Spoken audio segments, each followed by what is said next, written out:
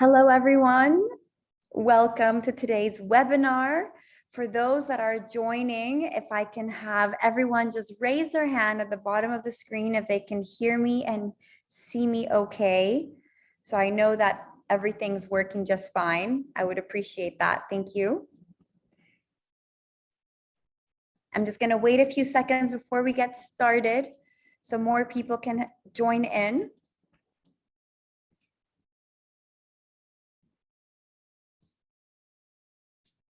Before we get started, also, if you can make my face bigger and smaller. I've shared the presentation here. This webinar is going to be recorded, so you will have access to this webinar, so you can share this webinar with whoever you feel will benefit. So first of all, I want to thank you all for being here today. I know that this is the beginning of a new school year.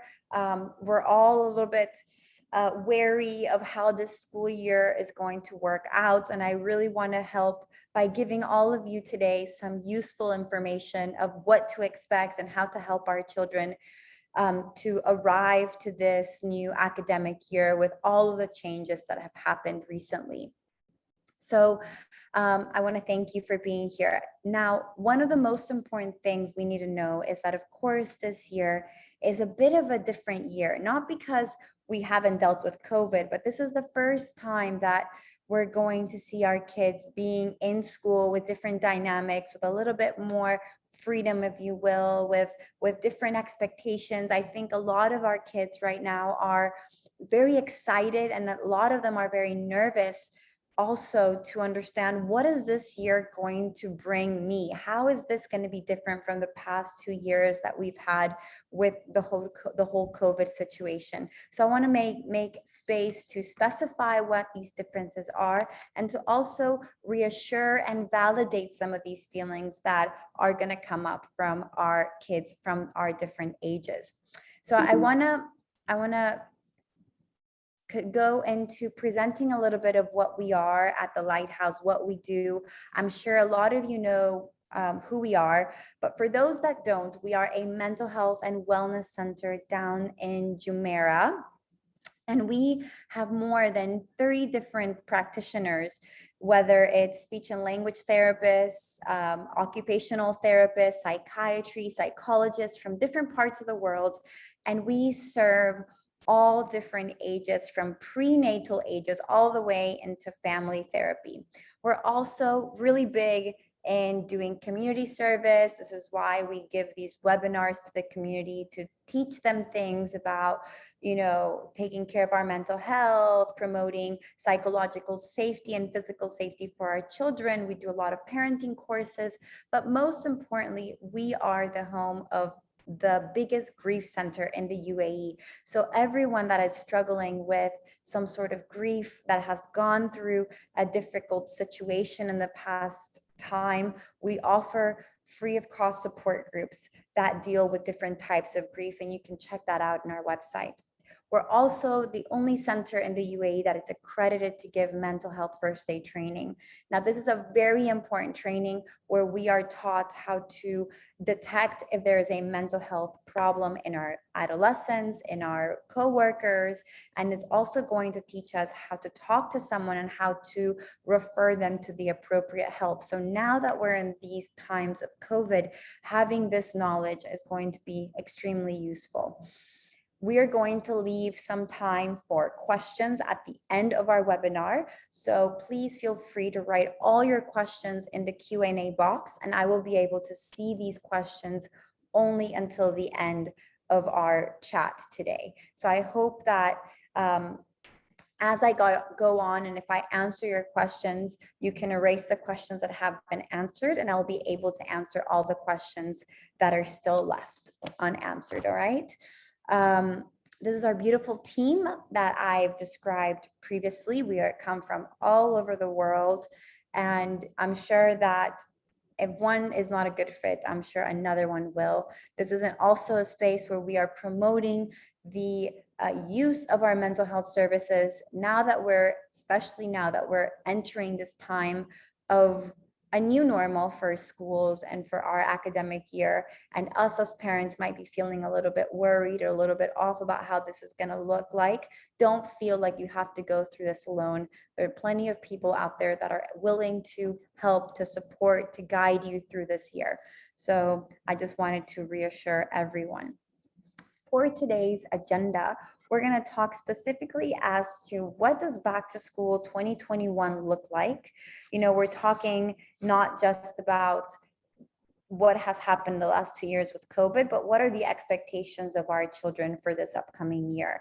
What are the differences that are actually going to happen within the classroom, within the extracurricular activities that are happening in schools?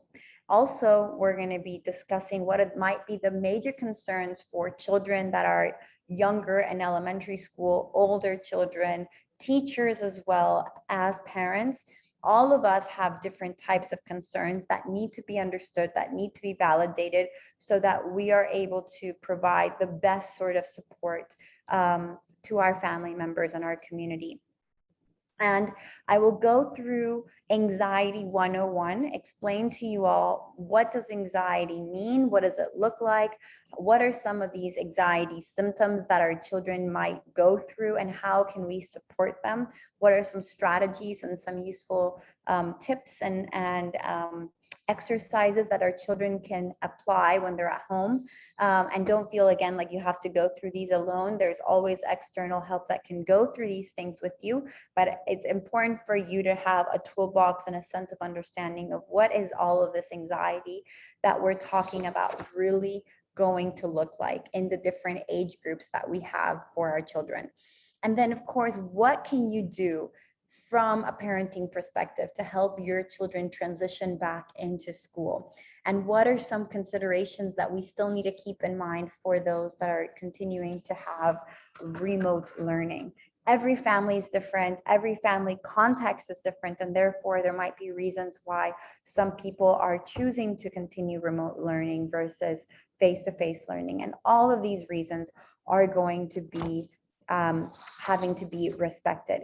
We want to make sure that we're all worried and concerned about our physical health, and we're all also concerned about how our mental health is going to look like next year. So whatever decision each family chooses to do, we want to make sure that it is accepted, it is validated, and it is, most of all, understood. So before I begin, I want us to have a compassionate stance for ourselves. This year, like the first year of COVID, is going to be a different year because a lot of things continue to change. So when I mean compassion, I mean forgiving. I mean understanding that things will not be perfect, that our high standards from 2 years ago need to change. Just because we're going back to school face-to-face does not mean that things are going to be exactly the same as they were before.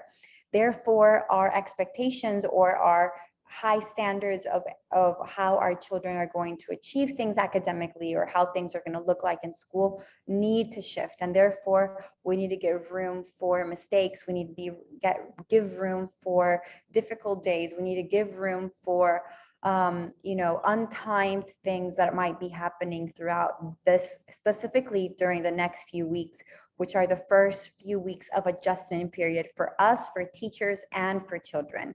So we are going to, first of all, understand that because everything's different, we need to take a different stance. And this is why I started off thanking you today, because you carved out some time to hear some strategies, to understand what's going on. And that speaks volume of all of you that are assisting today. That speaks volume of how much you care for your children. It speaks volume of how much you want to help. So I really, really appreciate that. Now, these are some things that we want to keep in mind. Okay, the only person that knows your child best is going to be you as a caretaker, as a legal guardian, as the parent. No other person is going to know exactly what your child needs more than you. And so this means that you might consult with external help, with teachers, with school counselors, but at the end of the day, you are the one that knows your child best. So this is a place where I want you to all to feel empowered. I want you all to feel like there is an intuition and a gut feeling we want to follow and we want to understand. Like I said, we don't want to judge other people's decisions. They make their decisions based on what they need. But the most important focus that we need to have this year, as well as we did in the last few years, is to keep your child's psychological safety and physical safety. What do we mean by psychological safety? We want to make them feel that they are resilient. We want to make them feel that their house and their school is a safe place to be. And we want to make them feel like their childhood is not stopping because of COVID. They can live a happy life, a comfortable life with certain precautions, but we want to make sure that we're giving the message that there are kids that have a lot of life to go towards, that they are with the right people to keep them safe, and they have a very open space to share their feelings, to feel validated, and to feel understood. That is what's going to give your child appropriate psychological safety. And of course, a physical safety when it comes to the virus, with washing their hands, continuing to wear their masks, etc. The more flexible you are this year, the easier this year will be for you. We started off talking about high expectations, and I'm going to continue emphasizing on that. When these expectations are rigid, and when we don't leave room for change, for different timings to happen, as a parent, we will feel frustrated, and all of these emotions will be transferred on to our children. We need to understand from really early on, specifically this year, that your reactions, your emotions, and the way you handle the change is going to be the #1 role model for your child. They will always be looking for you for reassurance. Whether someone got sick in school, whether their teacher got sick, the first person they're going to look at to see how they should act towards the situation is you as the parents. So that's why self-regulation for you is important. If you need support, this is why we're here. But we want to make sure that you are handling yourself and you are aware of what's causing you lots of worry before we interact with the child and before we know what to say to them. We don't want to hide things from them, but we want to make sure we transmit security and safety. So schools obviously remain different, and many have been away from school for a really long time. So obviously at the beginning, this starts causing disruptions on a daily basis. We hear someone getting sick, we hear a teacher getting COVID, we hear that a child might not be able to go to school for the next 2 weeks, and therefore they need to do home learning. So a lot of these things are happening on a daily basis. Now, even though we've dealt with online schooling before, and even though we've dealt with, our children being at home, a lot of the city is open. So they're going to start asking questions, and they're going to start wanting to live a normal life again. They're tired of not being able to have their own activities like they did 2 years ago. They want some sort of normalcy. And so they're looking for that reassurance from you all the time. So there is a lot of controversy that's going to come from schools, extracurricular activities not being opened, and children wanting to have some sort of freedom coming back to this school year. So what are the concerns of young children? Young children are concerned mostly, if they're worried, to leave their parents, their safety of their parents, the probability of being sick at school. The teacher and the school don't necessarily feel the same. The teacher is not being able to hug them, to hold their hand, to reassure them, especially this first week of school, like they would prior to COVID. So it's so important and if your child is coming from elementary school to middle school or middle school to high school, a big reassurance entity are teachers, the way they talk, the way they interact with our children. So imagine this year, if there's no physical contact, if there's no touching on the shoulder, if there's no warmth, physical warmth, a lot of it's going to be quite different. So these worries and these sort of disruptions are going to seem a bit bigger.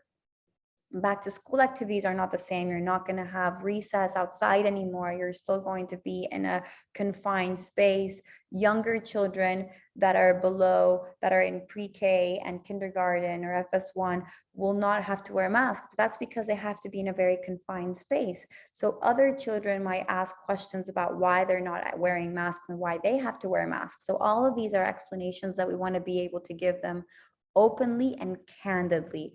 A message that I want you all to leave from this talk today is, the more honest you are, the better. We don't want to hide information from our children, but we want to give information that is child appropriate as well. So we want to make sure we're letting them know that yes, coronavirus is still there, that no, we can't protect them from not having coronavirus. There is a chance of getting coronavirus, but we know exactly what to do now.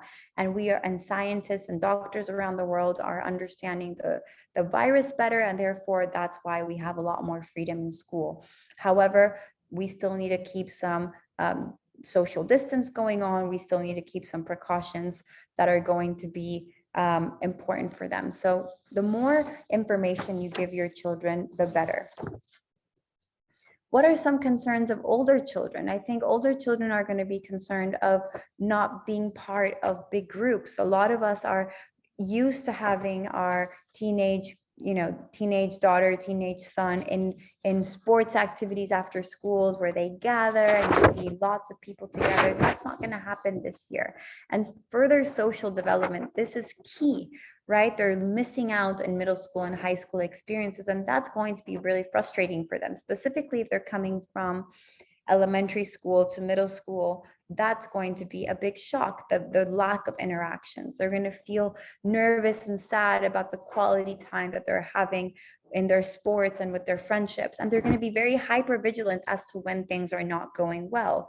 And that's where your reassurance and your support is going to come to be most important. Now, if we analyze what are the concerns of our parents and teachers, it's a bit different, right? Because we're actually concerned about keeping them safe. They're not concerned about safety per se in the same way we are. So we might feel like we're reining them back. We might feel like we are talking and repeating the same thing over and over again, and that's a bit frustrating. And therefore our bandwidth and our tolerance and our patience with our kids might decrease because we feel we're repeating ourselves a lot. But it comes from our concern, underlying concern of what is the impact if our child gets COVID or not. That's why, again, if we can do something from the beginning of the year, is plan ahead, plan for any scenario that might arise. Plan for if one of your child's friends gets COVID, what are you planning to do? If the teacher gets COVID and your child needs to revert back to home learning, are you ready for your child to go back to home learning? Will you be able to allow a space in the house for them to go back to home learning? Would that be easy for you? We don't want these things to happen and for you not to be prepared. So if anything, an invitation that I will give you is prepare this week. Cognitively create scenarios and solutions for what could happen as the year goes on, and make a list of pros and cons of why is it that you've decided for your child to go to school. What are the things that you think will benefit for them attending school, and what are the things that you might feel might be setbacks from them attending school? That way you have it in your hand, you have it available, and whenever you have these confusions or these feelings of uncertainty or nervousness for whatever decision you made, you have the right analysis and you can revert back to that list that you made initially about why you decided that child to go to school or not. So we're going to be having all of these little emotions in our children during change and transition. So there's going to be heightened worry or fear, and we're going to explain the difference between fear and anxiety later on. There's denial that nothing's wrong, that COVID's gone, or that, we don't need to go back to school. There might be denial in many ways. Confusion as to, wait, I'm in school, but things look different. What does this mean? This is not the same school I'm used to. Anger that a lot of things are still not happening, like extracurricular activities, field trips, recess or break times, all these things are still not happening, and therefore there might be some resentment or anger, guilt that they're missing out, that they're not being able to be with their friends in the same way, frustration, sadness, a sense of grief that's still within us. I feel that after these 2 years of COVID, there's still things that are changing, and there's still things that we're missing out on. And so it's normal and it's expected for these feelings of grief to arise again after 2 months of a holiday break where we've been with family, we've felt free, we've connected with friends, and therefore coming back to a more restricted place feels like we are reviving that grief process and that fear and anxiety and resentment. So there's a lot of things going on, disorientation and just tiredness of the same routine and the same sort of limitations that we might have. So you can see how any of these feelings can arise at any given moment. And what is very interesting about child psychology is that very rarely will these feelings come up as they are. A lot of the times these feelings come up in having poor attention span, or having low academic performance, or misbehaving, or having differences in their eating habits or sleeping patterns. Or a lot of these feelings might arise in sadness, inexplicable sadness. And so I want you all to understand that if that happens to your child in the next few weeks, it might mean that there's underlying feelings that they're unable to express or don't know exactly what's going on. And therefore, the easiest way for a child to show that they're struggling is going to be through their behavior. So whatever it is that you're going to start seeing that's different from what they usually do is going to be initially a cause of these feelings. And I say initially because we need to give some time of adaptation to the new school year for starters, but also the type of school year that we're beginning. So we're going to be talking later on in the presentation of what an adjustment period looks like and the time of an adjustment period that we would like all of you to be aware of and to be wary of, and how to continuously assess if there might be underlying clinical anxiety, because a little bit of anxiety, as we are going to learn in a few minutes, is useful and it's promoted, and we want for children to develop self-soothing skills when they feel anxious, and all of it in the small doses is going to be needed for their psychological development. But when it crosses a line and we've surpassed this adjustment period, we might be talking about clinical anxiety, and therefore we need to have different types of interventions there. So anxiety 101. And this is a little bit for those that don't know more or don't know a lot about anxiety. I want to give you a little bit of a overview of how anxiety works, what it looks like, what are some of the symptoms. So first of all, I want to say that we all have anxiety. Anxiety is one of the many feelings as humans we have, and it has the fight and flight response within the anxiety feeling. And this is part of an adaptive survival mechanism. When we engage in fight and flight, we're looking out for our lives.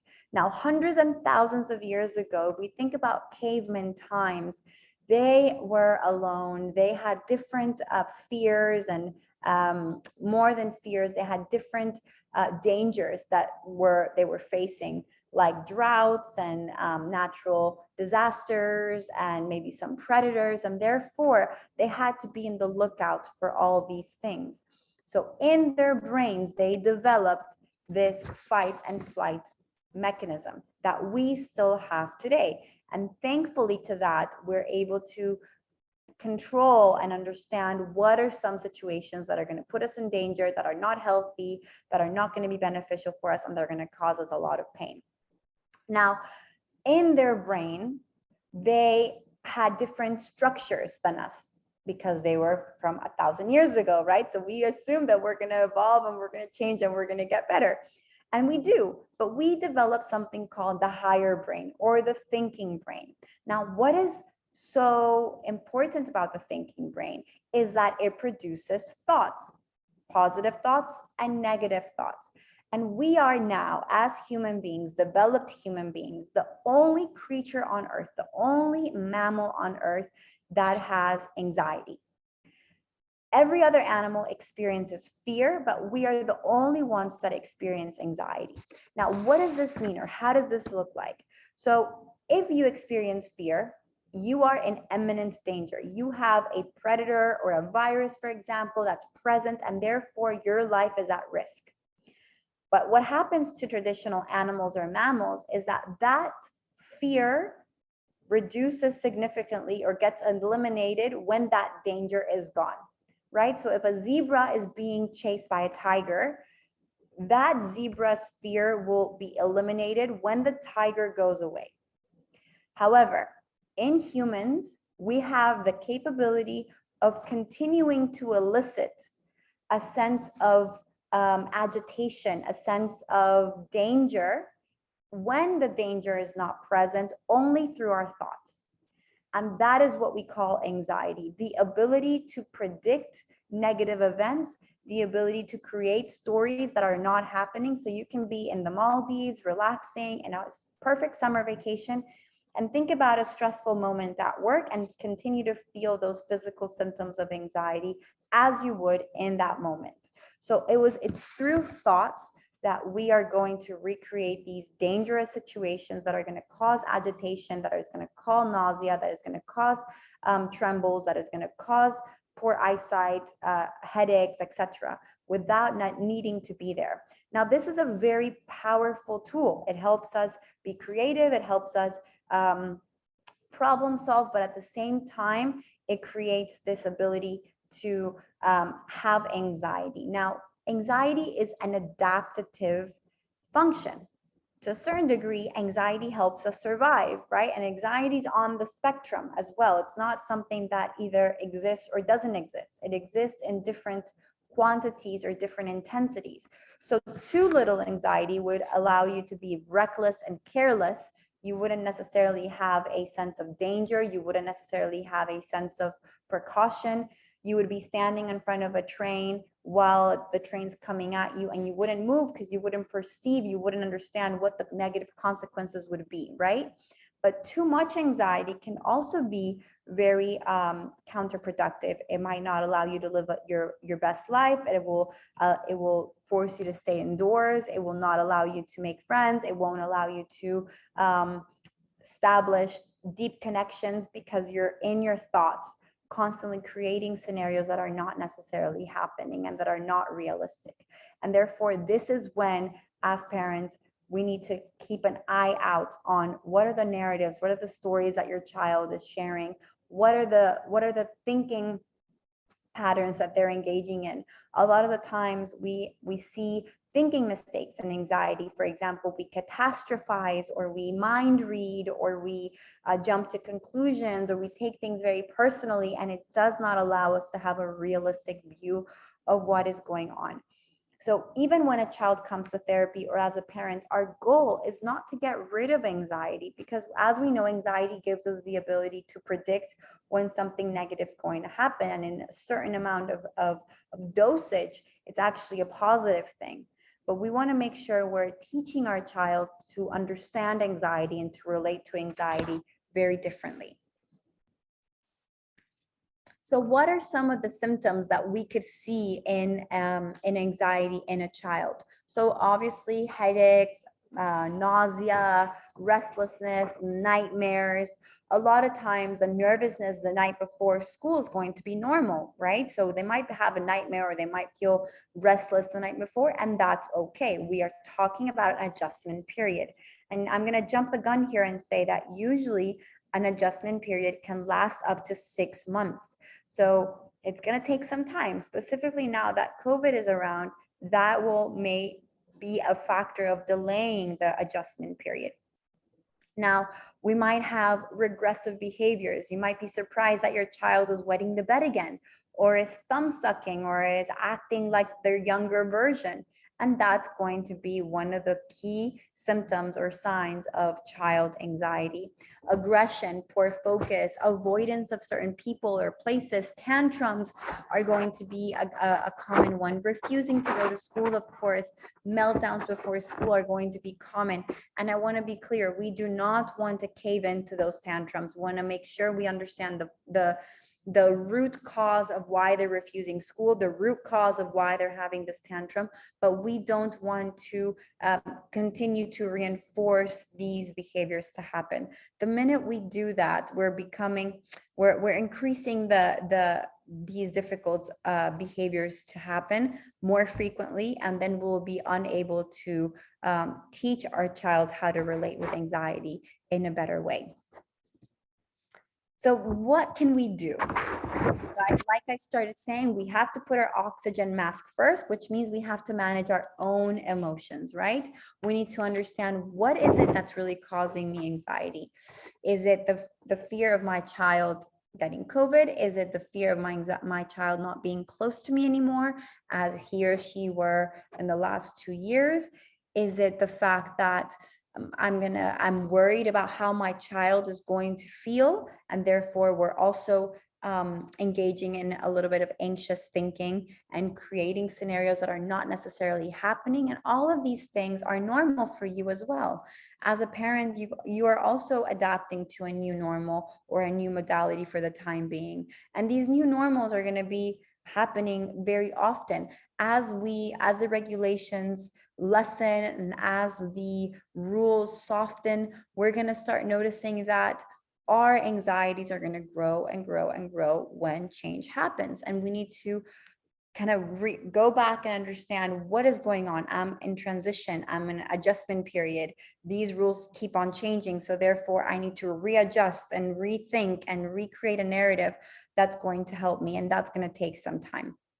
So having your own network of people that you can vent with, that you can go and talk to, if it's a professional, prepare for plan A, B, and C, like I said, so you don't frazzle when things happen. Trust your intuition. Do not guide yourself by what everyone else is doing. Follow your heart, but get the right guidance on the way. Like I said, you're the only one that knows your child best, but we want to make sure that one thing is getting to know your child, and a second thing is letting your emotions drive your decisions. I think that those two things are very different. Don't complicate your schedule during September. September is a big month of adaptation, of adjustment. So make sure you leave some room. If you left 15 minutes before, leave half an hour. A lot of unpredictable things might happen. So be kind to yourself. The last thing you want to be doing is rushing of time. So when we say create psychological safety, like I said, is the connection, the empathy, the validation. A lot of times we want to make our child stronger. So we might say things like, don't worry about it. You're a brave boy or girl. You can get through this. And these comments are coming from a great place. They're coming from the best intentions. But what I have found so far in my practice and what research shows is that a lot of times this language actually does not allow your child to develop problem-solving skills and critical thinking skills. We do not want to hide the different probabilities of COVID to our children. We want to actually let them know that whatever happens, there's going to be a solution, and that their feelings of fear and their feelings of uncertainty are validated, and they're warranted, because this is something we've never experienced before, and therefore things will be changing. And as things change, we will then sit down, talk about how to deal with that change together, but they don't have to go through it alone. So we're not saying everything will be all right. We're not ensuring them that they're not going to get sick. And we're not saying, oh, don't be silly, that won't happen. We're not invalidating their feelings. We're making them feel heard, which is going to establish a closer relationship and create psychological safety.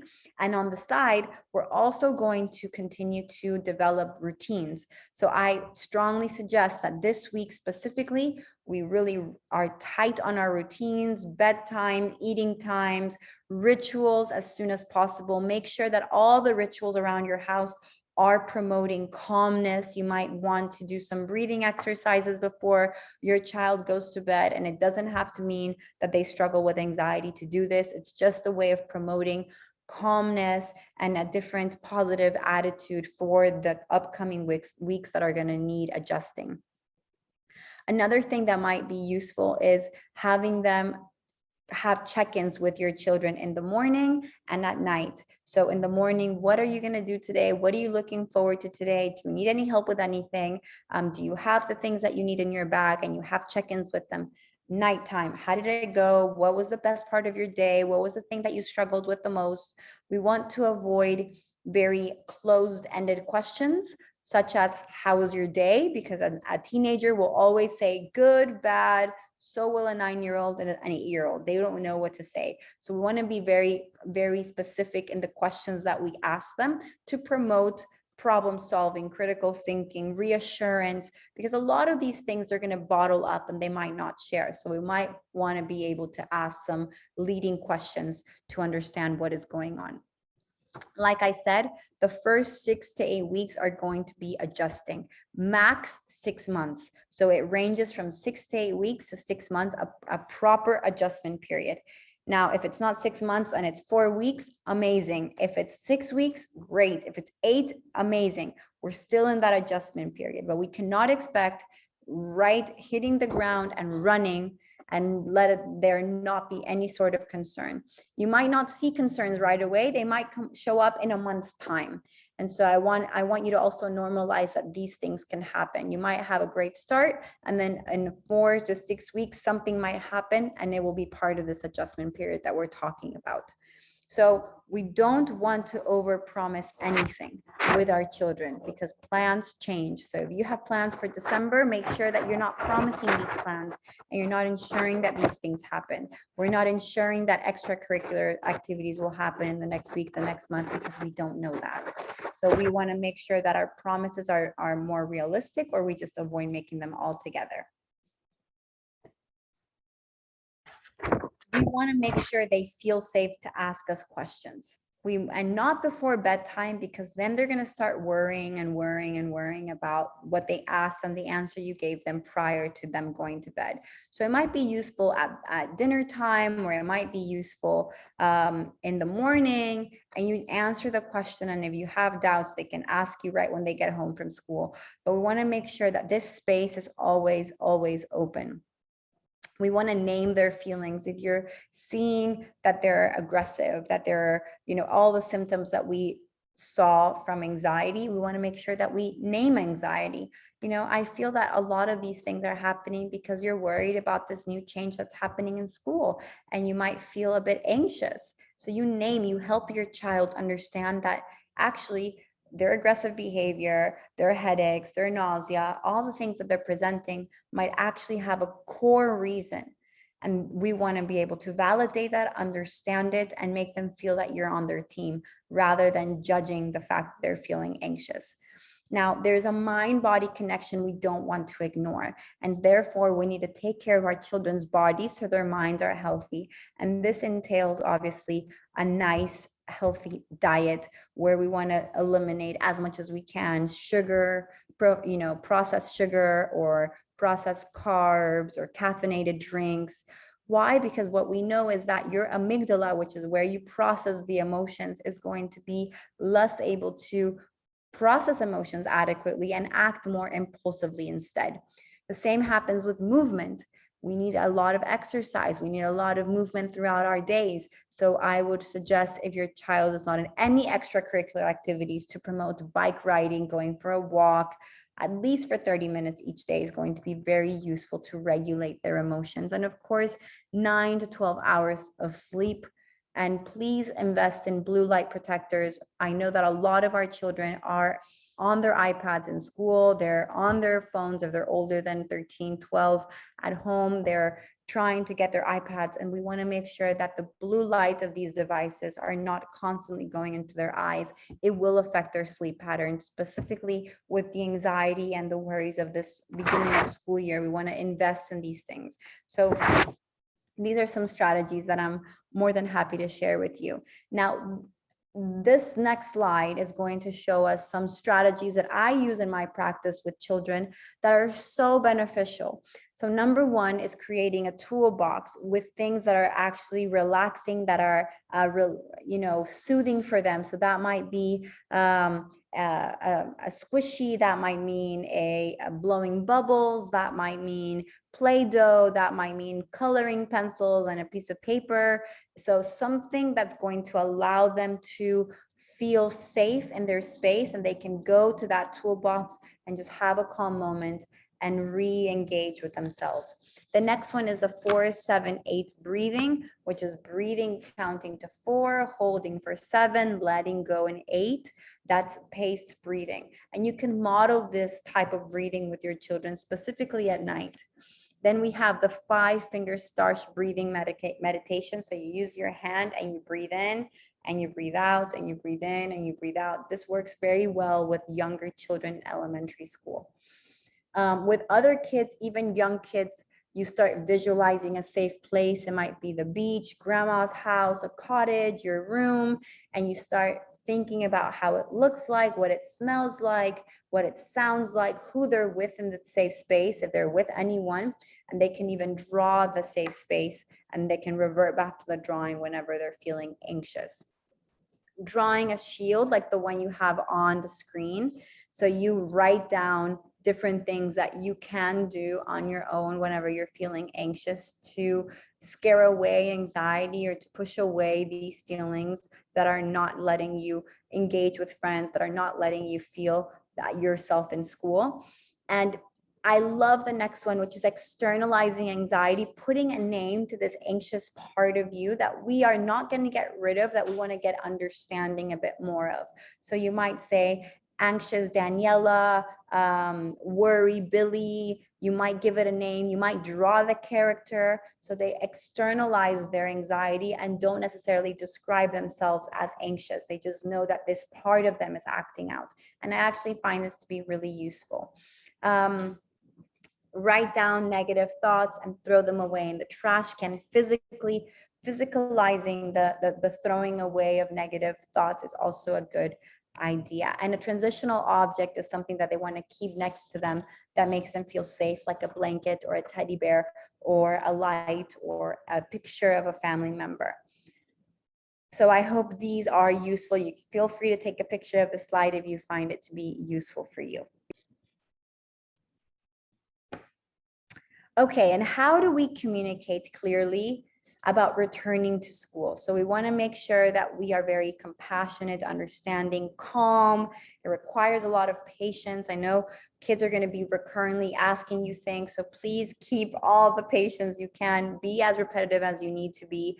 Answer questions about COVID-19 honestly. The younger they are, the more literal and specific they need. So we might need to be very literal as to what they need to do. Do not take your mask off. Wash your hands after you all the time, specifically after you go to the bathroom, after break time, after you eat. Whereas older kids, you might be explaining what have been the medical advances with the COVID-19, the fact that UAE has been very much vaccinated, that we're moving towards a different dynamic now that things need to be a bit more calm, and they're able to understand that a bit more. And now, of course, classes look different, right? So recess, bathroom, nurse's office, and I'm sure you all, if you haven't done this, please read the KHDA booklet about how each part of the day is going to be different this year. It's going to have specific explanation about PE. It's going to have specific explanation about lunchtime, recess, bathroom. For example, in PE, I know that children will have to try to maintain the 2 meters apart distance. For lunch, a lot of them are promoting bringing lunches from home, so that you don't buy food from the actual kitchen of the school, but you can buy things from the vending machine. There are no water fountains, for example, at school. So it's really important to bring your own water bottle. Bathrooms are going to be staggered entry, like a library, for example. So all of these things are going to be useful to be explained to them, and all of this information is in the KHDA booklet that you probably have access to, and if not, you can check online for it. Going back to school requires a routine, right? And I've said this many times in this presentation, but we want to make sure we return to wake up times, bedtimes, make some space for conversations, practice the protocols before school happens. So even this weekend, it might be useful to have a play date, but actually keep the 2 meters distance on the play date to practice before going to school if your child is having trouble with that. Prep ahead, rehearse and visualize going to school. Practice the regular hand washing and wiping of surfaces if you need to. Teach the etiquette around sneezing and coughing, covering their mouth, washing their hands afterwards. So that will be able to promote the learning and the adaptation to the new school year. This is a slide that I made, but thinking that you guys are mostly already in the second day of school, or this is the first week. So I'm sure lots of these things you've already done. Staying optimistic, of course, allowing more time for them to get ready and to drop off. They're not necessarily feeling the greatest with the change, or some of them are, but a lot of them I know they're not. Keep conversation light. We want to make sure that this week is about compassion, love, understanding, making them feel nurtured by you. Okay, this is going to be a process, guys. So do not add any other stressors. Don't add so many extracurricular activities from other parts of Dubai, new volleyball club, new football club. Let's wait a little bit. Not everything has to happen in this first few weeks. Pay attention to the intensity, the frequency, and duration of the symptoms. These 3 things are going to give us a clue whether we need to worry about a mental health problem or not. Okay, those are the things I want to highlight from this slide. If you are working from home and your child is not going to school, make sure you have a school space with enough light, with enough privacy. Headphones needed. Make sure they have a uniform when they go to the school corner. Make sure they have certain rules around the device. Make sure that you have certain routines when it comes to eating times, break times. We want to keep on following the school routine when it comes to online schooling as well.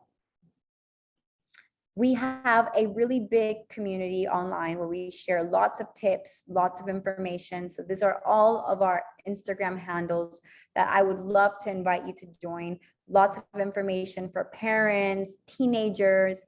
We have TikTok. We have our founder who has an amazing Instagram account that shares lots of information on her Dr. Salaha Afridi account. And of course, our LightHouse Arabia, where we share lots of clinical information of your interest.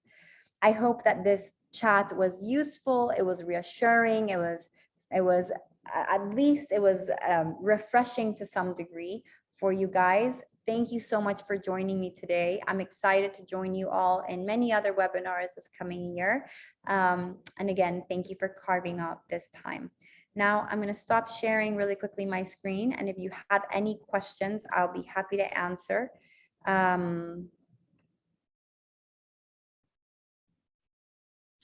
So let me know if you have any sort of questions that you would like.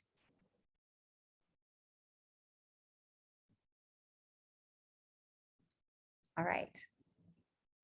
Thank you guys very much, and I hope to see you very soon. Have a great day.